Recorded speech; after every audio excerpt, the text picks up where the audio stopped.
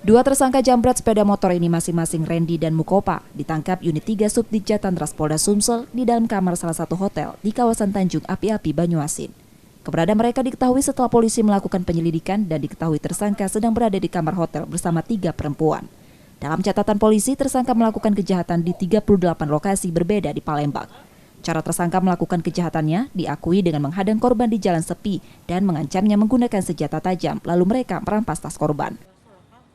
Kejadian jambret ini dilakukan di seputaran kota Palembang ya.